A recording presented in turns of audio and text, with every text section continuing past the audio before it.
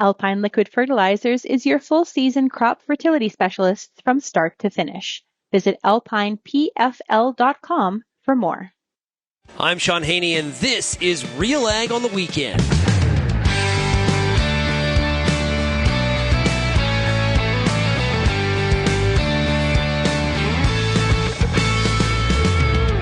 Let's get real and get connected with the week that was in Canadian agriculture.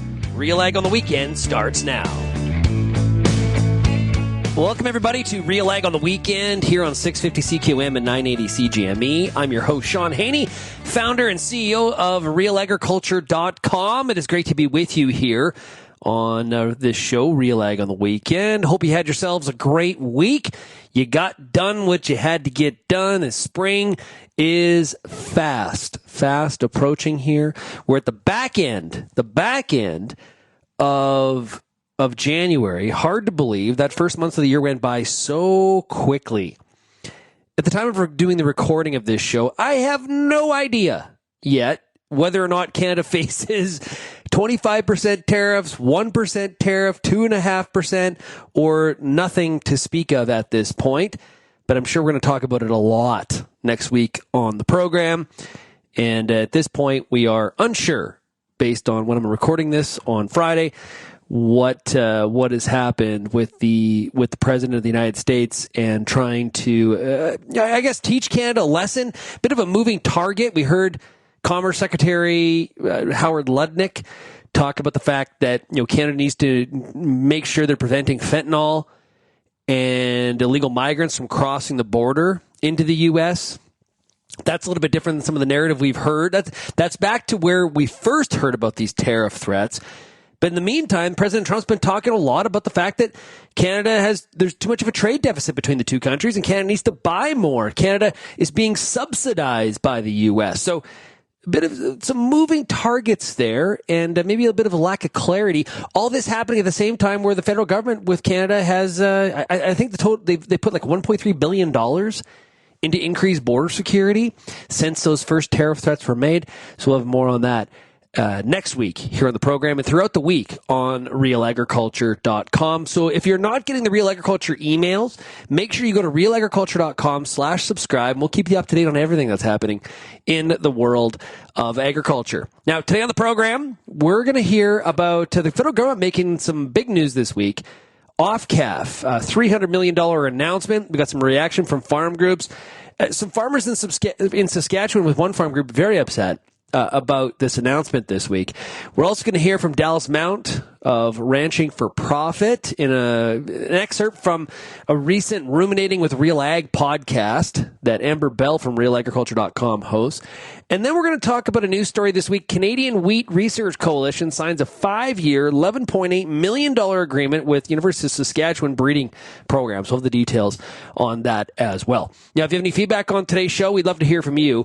You can send me an email, shaney@realagriculture.com. You can also find Real Agriculture across all different social media platforms. You're also more than welcome to call the RealAg feedback line. I don't care if you're farming, you're ranching, maybe you're a city dweller in Saskatoon or Regina. We'd love to hear from you regardless. It doesn't matter. You're a listener to this program. Everyone's created equal around here. You can call 855-776-6147.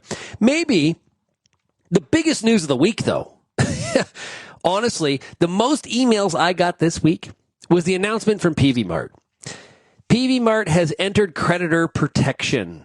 One of Canada's largest retailers of farm, ranch, and rural lifestyle supplies is closing all its stores across the country and entering creditor protection. This story is at realagriculture.com. Peavey Industries, which operates 90 Peavey Mart stores and 6 Main Street hardware locations, sought and obtained creditor protection in the Court of King's Bench, Alberta on Monday, January 27th. The closures and liquidation efforts are to begin immediately. There's a quote here from the company. A spokesperson said to Real Agriculture, the decision to seek creditor protection and close all stores was made after thorough evaluation of available options and consultation with legal and financial advisors. The Canadian retail industry is experiencing unprecedented challenges, including record low consumer confidence, inflationary pressures, rising operating costs, and ongoing supply disruptions, along with a difficult regulatory environment. Whew. A lot of reasons there. Pick your favorite, I guess. The CEO of Peavey Mart, Doug Anderson, he said, this was a profoundly difficult decision, but one that allows us to explore the best possible alternatives for the future of the company. Now, the company says its immediate priority is to generate liquidity through the closure process while continuing to work with funders, partners, and stakeholders on potential opportunities to preserve the brand. The closure of 22 Peavey Mart locations in Ontario and Nova Scotia, it had previously been announced last week.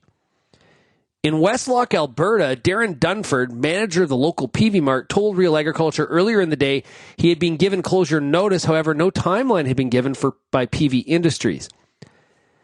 Bit of the financial side of this. The company secured $155 million Canadian financing package from U.S.-based Gordon Brothers in December to maintain their operations, inventory purchases, and support rationalization of stores and inventory. Gordon Brothers is kind of the business that they're in. They're also working in the Canadian market, but Toys R Us providing $120 million in financing as the company closes stores to improve efficiency. So this is kind of the game that Gordon Brothers does. So for a lot of farmers, yeah, Peavey Mart was like a go-to. It was a spot where, to get some supplies, I guess it doesn't have to be just farmers, but urban people as well, but clearly not enough business being done. But concerning there when you look at all the reasons that were given, okay, record low consumer confidence, inflationary pressures, rising operating costs, and ongoing supply disruptions, along with a difficult regulatory environment. I wonder what, in terms of the regulatory environment, what Peavey Mart would be experiencing from a regulatory standpoint. Interesting there. Maybe, yeah, that's coming to mind. Maybe some of you would be able to provide some insight there. Obviously, if they were getting a bunch of supplies from the U.S. in the short term, at least, the Canadian dollar is not helping people. If your supplies or cost of goods are being coming out of the U.S., that exchange rate sucks. Not good. Not good. Low 69s. We are, yeah. Very expensive if you're paying for stuff in U.S. dollars, indeed. Are you going to miss Peavey Mart? Let me know. Send me an email, shaney@realagriculture.com. Now, when we come back from a break, we're going to hear what some farm groups have had to say about the federal government's announcement midweek for the OFCAF program. $300 million. What does it mean for agriculture, and why are the wheat growers upset about it? You're listening to RealAg on the Weekend here on 650 CKOM and 980 CGME. I'm your host, Shaun Haney, and we'll be back right after this. If you're serious about agriculture, RealAg's got you covered. For over 10 years, we've listened to and shared what producers have to say about everything from policy to agronomy from coast to coast. Keep up with the latest in Canadian agriculture at RealAgriculture.com through daily newsletters and check out our YouTube channel. Thanks for joining us in the RealAg community as we continue to cover and serve North American agriculture.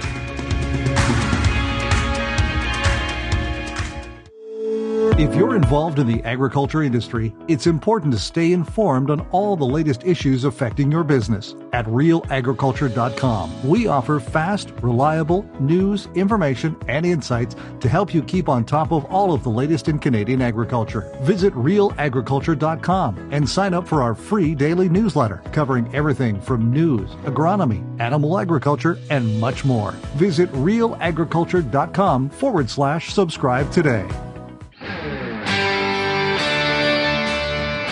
Alpine Liquid Fertilizers is your full-season crop fertility specialist from start to finish. Visit alpinepfl.com for more.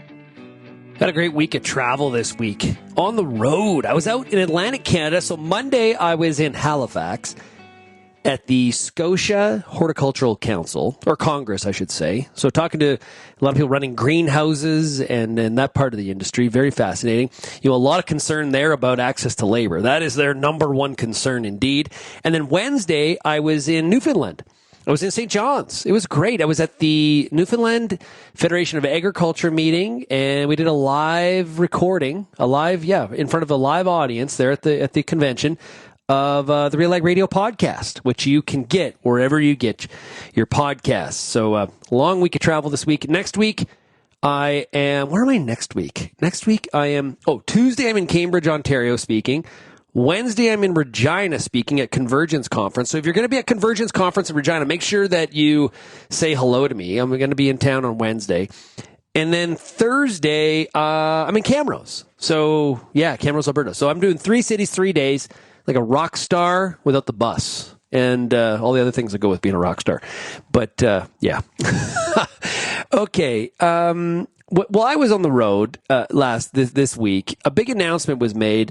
The federal government's On-Farm Climate Action Fund, better known as OFCAF, is poised to run for at least another 3 years with $300 million in federal funding. Now, while the dollar amount was previously known, Agriculture Minister Lawrence Macaulay formally announced the funding for OFCAF initiative through 27-28 on Tuesday. And there had been discussions about changes to what would be eligible for funding, but AFC has left the 3 overarching priorities unchanged for the next 3 years.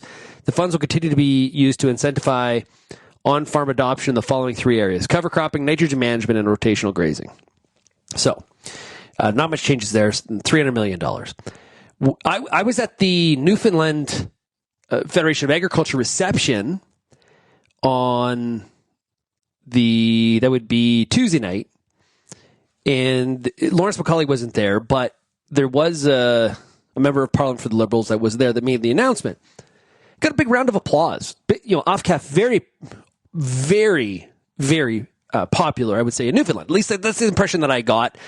And, what they see. Not everybody, though. Got a huge round of applause when she announced it. Okay? A lot of people, Living Labs is a big deal in Newfoundland and in Atlantic Canada. Not everybody, though, super pumped. And RealAgriculture.com had a story. I'm just going to pull it up here. And, yeah, here it is right here. So after the announcement, there was some comments made by the wheat growers. And Daryl Franzu, farmer from Saskatchewan, he described it as, this is a huge missed opportunity by our government. And he said, with the looming possibility of tariffs on exports to the U.S., $300 million in federal funds would be better invested in other areas, according to wheat growers chair and Saskatchewan farmer Daryl Franzu. He said, although investments in agriculture are always welcomed, the right place for the investment should be the most important aspect. In the face of potential trade war with our most important customer, we know money would be better used in diversifying trade routes, investment in trade-enabled infrastructure at our ports, and research that aids our competitiveness in the global market. Now, the Auditor General issued a report April of 2024 that was highly critical of the federal government's handling of the OFCAF program and other AFC climate initiatives, citing a lack of clear targets, poor data collection, program delays, and incomplete verification and monitoring.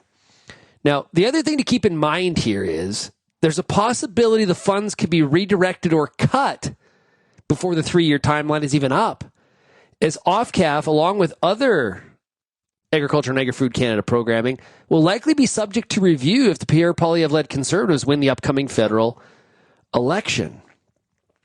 Now, what I'm curious is for those of you in the RealAg on the Weekend audience, what are your thoughts on this? Is Saskatchewan farmer Daryl Franzu correct?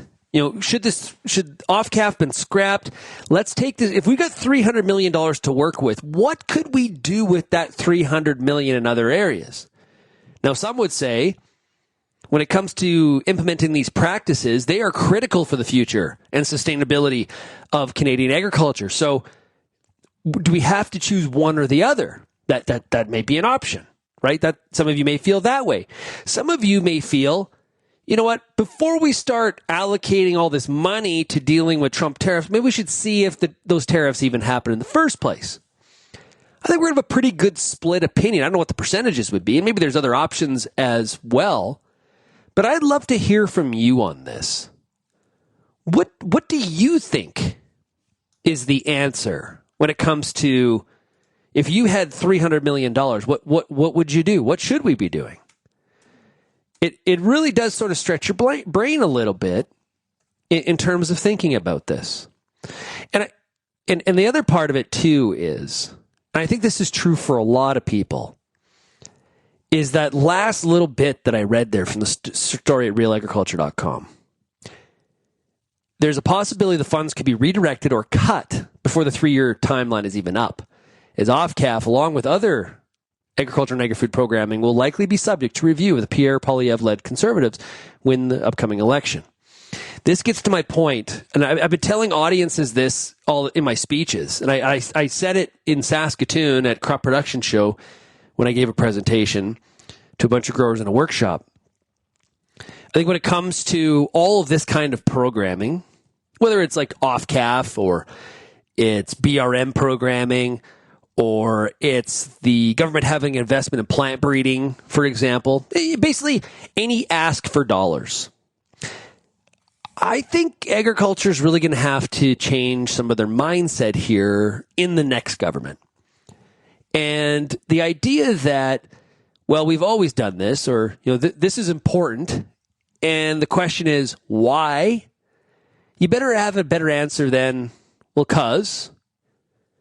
I think you're going to have to bring some reasoning, some numbers, some ways to showcase the value that has been created by the government's investment in program. Because just saying, hey, farmers feed the world, and agriculture is a very important industry, and we create a lot of jobs, and hey, there's a lot of GDP.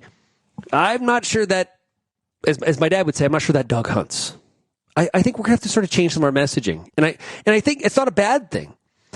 I think there is going to be some pressure for some cuts to the agricultural budget. Now, it's the what is cut. Where is the pullbacks in some of the funding? That's the critical part of this whole equation. That's where the rubber kind of really hits the road. And there's going to be a big battle because there's a lot of asks out there. Some of these programs the government funds, some would argue that they're underfunded already. And so we're not talking about a cutting of the program. Some of these groups probably wish they had more funding in order to have long-term sustainability. Public plant breeding, for example. Some would say, for the government to really, really move the needle forward, it's being slowly chipped away at the budget. Not, plant breeder retires, not replacing them with somebody else. Or consolidating programs, taking that as an opportunity to consolidate some of the interest in some of the programming. So it's going to be an interesting time. And what happens with programs like OFCAF going forward, it's going to be pretty fascinating to watch. In the meantime, though, would love your thoughts on, do you agree with wheat growers or don't you? Do you think this was an opportunity missed? What do you think? This $300 million would bring total federal funding for OFCAF since its inception in 2021 to $700 million to deal with the implementation of advanced grazing, nitrogen management. Wow. That's significant. That's a lot of dollars. That is a lot. And I didn't say cover crops, and cover crops. It's a lot of dollars.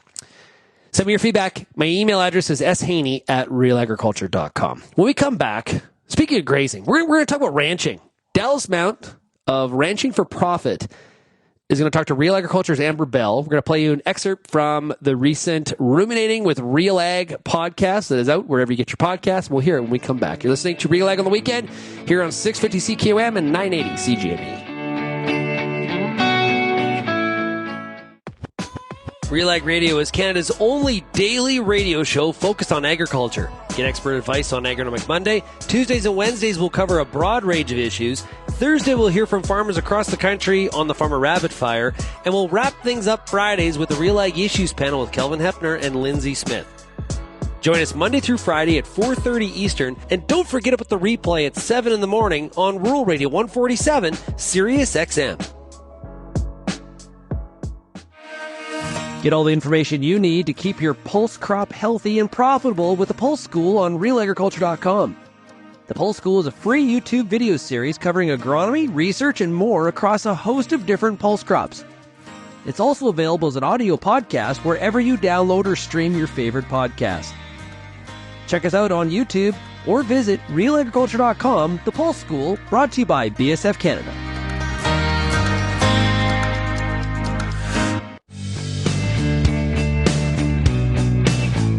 With volatile markets and rising costs, now's your chance to be part of the solution. Act now to protect your farm's future for generations with Genesis Fertilizers. Gain control and ensure access to locally produced nitrogen. Visit genesisfertilizers.com to learn more. And welcome back to RealAg on the Weekend. We're now going to hear an excerpt from Ruminating with RealAg, which is hosted by RealAgriculture.com's Amber Bell. She chatted with Dallas Mount from Ranching for Profit. Let's hear some of the conversation. Sure. Yeah. So I'm with Ranch Management Consultants. We put on what most folks will recognize as the Ranching for Profit School. Our company has been around about 40 years, so it's kind of neat to celebrate that anniversary this year. I'm the third owner of the company. We were founded by Stan Parsons. Dave Pratt ran the company for about 20 years, and I've been running the company about 5, but involved with the business about 10 years. So it's a lot of fun. So our main thing is we help farmers and ranchers on business management. So we help them understand how to look inside their business, how to identify things that they're doing well, how to identify weak points in their business, and then what they can do about it. Right. And I think that's kind of a little bit of a testimony on its own, right? Because you can't talk about finances on a farm without talking about succession. And so it's kind of cool to hear what the succession of your guys' own business has been. Do you have any learning moments that you've had from that? A bunch. Yeah. First of all, I was really blessed that Dave Pratt prepared the company the way he did.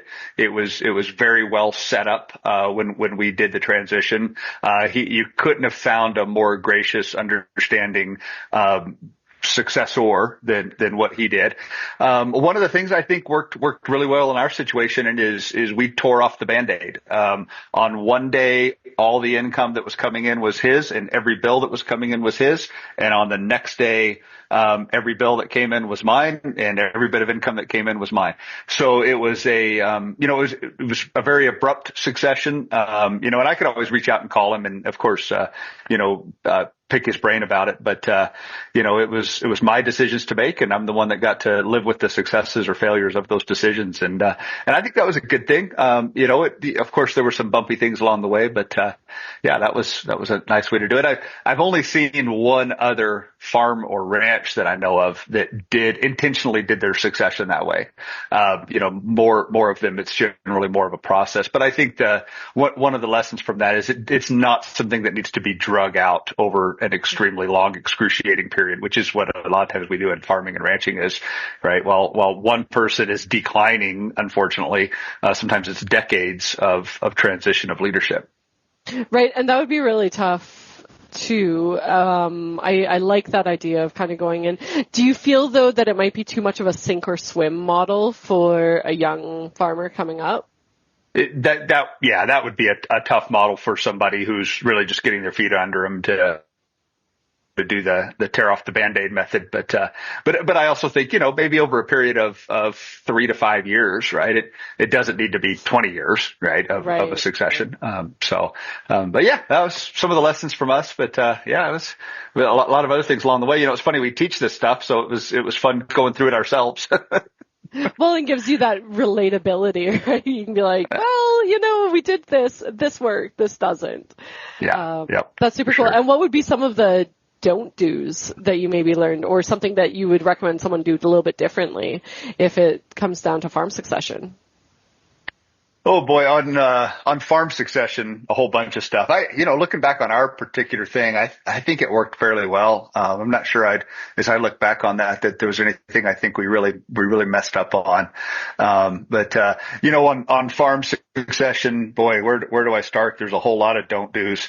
Probably the biggest thing we see is people wait too long to put it into place. I recently just read a book on business succession, and the guy said your professional demise is coming sooner than you expect, right? And he actually went through a whole bunch of data about CEOs and leadership business and looking at their decades of their life. And, he pointed out that when you leave your 40s, your ability to innovate plummets. Right. Now your ability to do other things in the business, complicated decision making, things like that. But oftentimes the person who is sitting in the seat of the decision maker, if they're in their 60s, they're much more in a protectionist mindset than a growth mindset, which is where they should be. Right. So, right. So I think that's one thing is we wait too long to do it. I think another major mistake is, oftentimes we don't give clarity to the incoming generation about what the plan is. Mm-hmm. And, mom and dad, they want to do what's fair. They want to do what they think is right. They don't want to cause turmoil among the siblings. So oftentimes the easy choice is to do nothing, right? And to just sit there and let it stew and ignore it. But it really screws up. And we all know families that have been torn apart by a succession plan that was some kind of great big reveal, and people were surprised by what they saw, so I think maybe those two tips would be, do it sooner than you expect and make it clear to people who are making the choice of returning to the farm to build their life on that. Because, if you're making those decisions of, hey, we're going to build our life on this farm, you kind of need to know what the deal is on the front end. Right. And those are really good suggestions. And on top of it, do you have a feel for how many people are of the older generation, they're going to be passing down their farm, are actually showing the younger generation the books and they actually have a good idea of what the income coming into the farm versus what's being paid out? I think my sample size would be extremely biased because we tend to work with the more progressive folks, right? Anybody that's going to come to a school like we teach for 5 or 7 days generally are going to be the more progressive people. So of the people that we get to work with, I'd say probably 80 to 90% of them are inside the books of the operation and working in it. I think if we looked at agriculture as a whole, that number would be much smaller. Right. I could see that for sure. And then, so speaking about that, there is a lot of confusion, I think, sometimes around what is a profit. So can we go into that a little bit? Because that's sort of your guys' specialty, because I know a lot of people think they're making a profit, and when they actually break down the numbers are a little bit disappointed by what they end up finding. So can you talk a little bit about that? Yeah, that's a great question. And there's actually a lot in there to unpack. So if we ask, so let's say we stopped 100 farmers and ranchers on the street and we said, are you making a profit? They'd probably say, well, some years we are, some years we aren't. Okay, define a profit for me. If I asked them to do that, most of them would probably define it as the money left over after we pay all this year's bills. Right. Right. And so they're looking at cash flow perspective. Were they able to cash flow operations? Right. Mm-hmm. When we look at money, we break money issues down into primarily two buckets, and then there's the third. The first bucket is economics. Okay, so when we look at things from an economic perspective, and this is how we'll define profit, is an economic profit, is could we start this business from scratch tomorrow? Okay, so can we rent the land at going rates?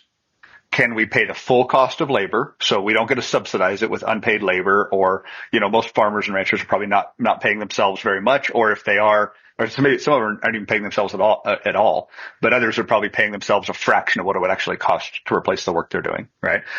So can we rent the land? Can we pay the full cost of labor? Can we pay the interest on the assets involved in the production company, and all other production costs? Okay, so if we could do those and still have money left over, then that's profit.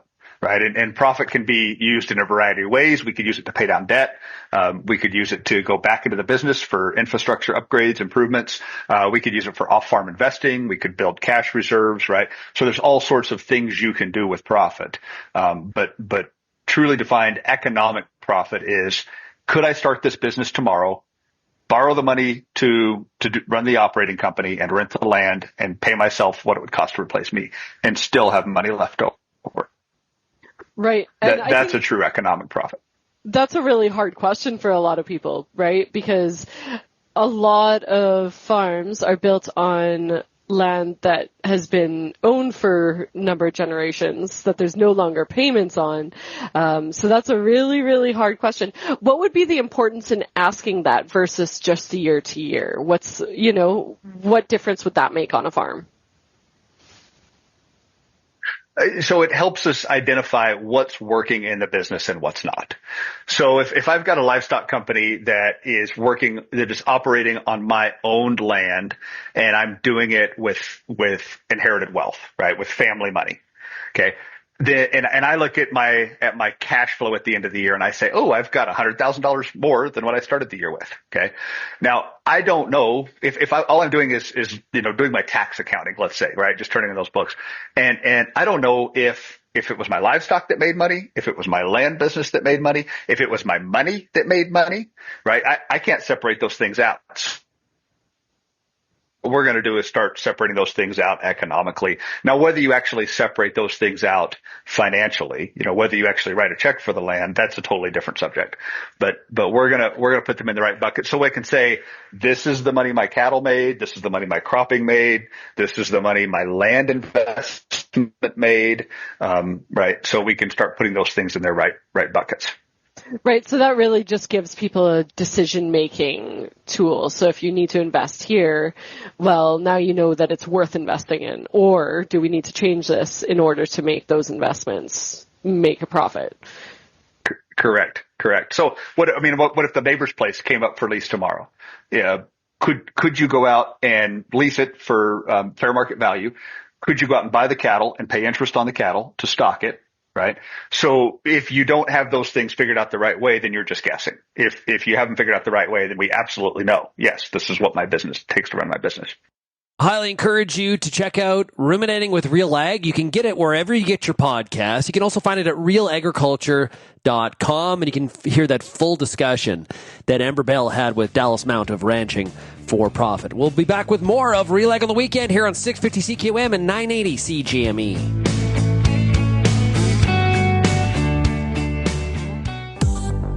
I'm Lindsay Smith from RealAgriculture.com. Join me Monday nights for The Agronomist, a 1-hour live and interactive show broadcast across YouTube, Facebook, and X. Monday nights at 8 p.m. Eastern, I host expert agronomists from all over the country to give you answers to some of the toughest agronomic questions. Join us live or catch the replay Tuesday morning. That's The Agronomist with me, Lindsay Smith, Monday nights live at 8 p.m. Eastern.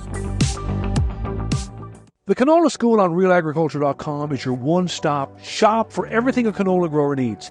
Check out our free video series on YouTube for all the latest in canola agronomy, research, marketing, and more. Don't have time to watch? Download the podcast version of the Canola School on RealAgriculture.com or anywhere you download your podcasts. Stay on top of all things canola with the Canola School on RealAgriculture.com, brought to you by BASF and Invigor Hybrid Canola.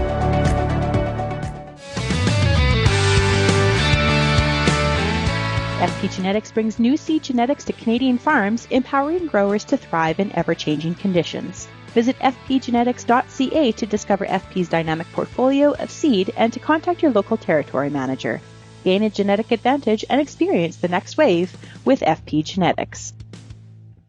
Now, welcome back to RealAg on the weekend. I changed my mind. I was going to talk about the Canadian Wheat Research Coalition signing a new 5-year deal, which, hey, that's important. But I changed my mind. We're going to talk about the capital gains. And the capital gains inclusion rate change has been delayed till 2026. This broke on Friday. So the federal government has partially changed its mind and is deferring the increase to the capital gains tax inclusion rate that took effect last June. Finance Minister Dominic LeBlanc announced on Friday that the implementation date of the inclusion rate increase from 1/2 to 2/3 will be delayed from June 25th of 24 to January 1st of 26, I should say. In the meantime, Finance Canada says it is maintaining the coinciding increase to the lifetime capital gains exemption at $1.25 million, effective June 25th of 24, as well as the new Canadian Entrepreneurs Incentive and the new $250,000 annual threshold at the lower 1/2 inclusion rate for individuals. The exemption rate for the sale of primary residences will also remain in effect. Now, the CRA previously said it was enforcing the increase to the inclusion rate based on the Liberals' introduction of a Ways and Means motion in Parliament, but the legislation to make the change to the tax code was not introduced prior to Parliament being prorogued. With opposition parties publicly committed to defeating the minority Liberal government when Parliament resumes at the end of March, it is highly unlikely the legislation will be passed. While the change to the inclusion rate has been delayed, farm groups are among many voices calling for a reversal due to the increased tax costs and farm ownership transitions and the political uncertainty surrounding the change. Quote here from the Grain Growers of Canada, the executive director Kyle Larkin put out a statement saying, delaying bad policy doesn't fix bad policy. It just drags out uncertainty, derails succession planning, and challenges the future of family farms. Larkin says they continue to call on the government to completely reverse the inclusion rate increase. The Conservatives have said they would reverse the change if elected in the upcoming federal election. Former Finance Minister, now Liberal leadership candidate Chrystia Freeland, who introduced and advocated for the capital gains changes just last year, has also said she would scrap them if given the opportunity. Oh, man. Chaos. Again. In Canada, need to have an election just for the very sense of getting past this uncertainty that exists. And you know, when you look at how these capital gains changes have been handled, where CRA was implementing before the legislation was passed, then you've got farms doing transactions because of the changes with the legislation not actually, solidified. It's just not good. It is not good. It creates a ton of uncertainty out in the marketplace. And now, this is where people are, I think, very frustrated with. This is just one example where the frustration in the business community, never mind agriculture, but just the business community is really profound. And I think pretty well understood for the reasons for it. And so if you had paid, does that mean that you get a refund now? Now some of the people are, some of the businesses that would have engaged in a transaction wouldn't have maybe filed their year end yet. So maybe some of those transactions can be reversed if they were kind of internal from a shareholder perspective.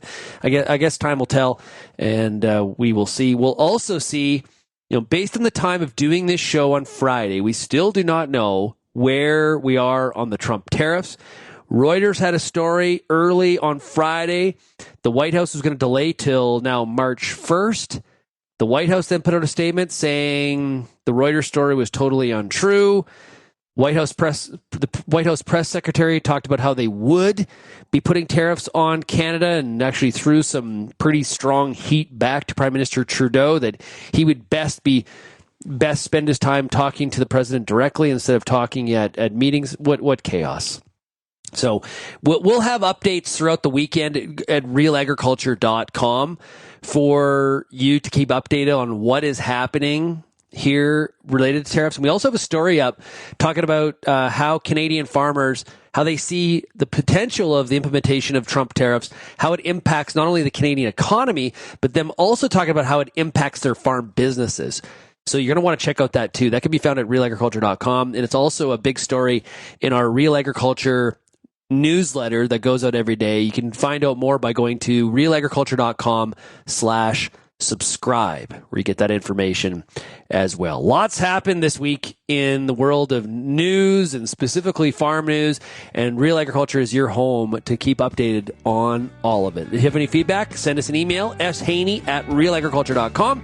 You can also call the RealAg feedback line, 855-776-6147. Enjoy your weekend, everybody. Talk to you again next week. Cheers.